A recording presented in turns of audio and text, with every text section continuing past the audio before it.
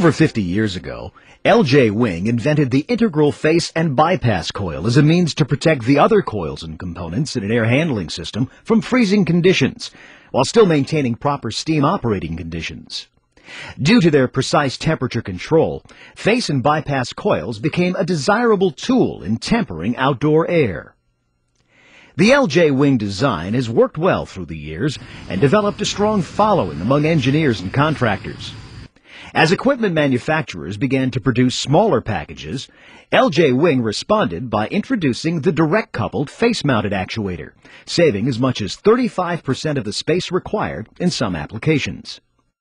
When originally designed, all of the linkage and the drive package was external on the end of the coil, and it required approximately 20 inches for the hardware and some space to access it.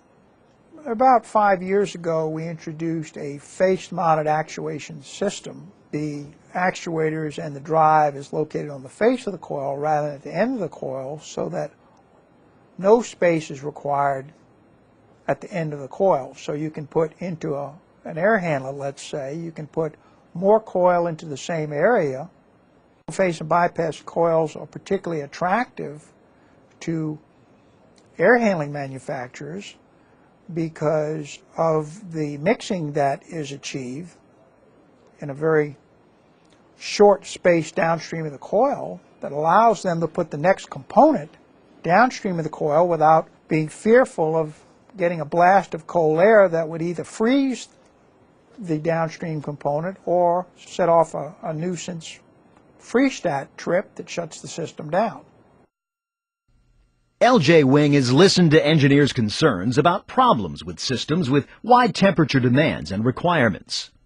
Wing has introduced the MV Integral Face and Bypass Coil, a patentable new advancement that increases air temperature without danger of freezing condensate.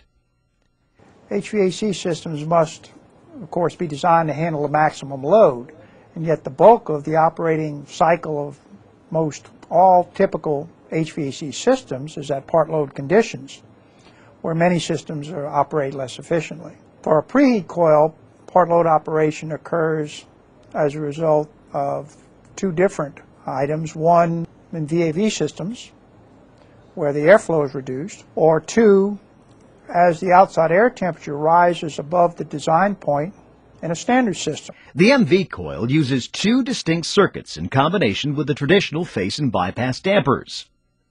The circuits are now split 55-45, with 4 columns of coils followed by a second row with 3 columns. Wing has long offered 2 and even 3-row coil arrangements. The MV uses 2 manifolds, allowing complete shutoff of the second row of tubes during mild weather or under the low heating demand conditions sometimes found in VAV systems. By controlling 2 separate manifolds, the first set of coils protects the second from environmental damage, freezing. Having 2 manifolds also allows the use of simple, slow-acting on-off steam valves instead of more complex modulating valves used in single-coil designs. As with the original design, the use of a modulating valve is not required nor recommended, because under certain conditions a modulating valve can cause freezing of the coil if it reaches a stall condition. The resulting smaller size of the components further reduces the material's costs, size, and weight of the unit.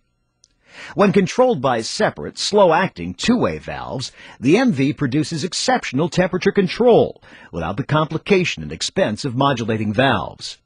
The headers each carry less flow, so the individual valves can be smaller and less expensive. Under full load operation with dampers fully open, all air is directed across the coils. Should the outside temperature rise, the dampers incrementally close, allowing some air to bypass the coils and creating turbulence that promotes downstream mixing of warm and cool air. Should the need for heat drop further, one row of coils can be completely shut off, and the dampers reposition themselves to direct an appropriate airflow over the coil face.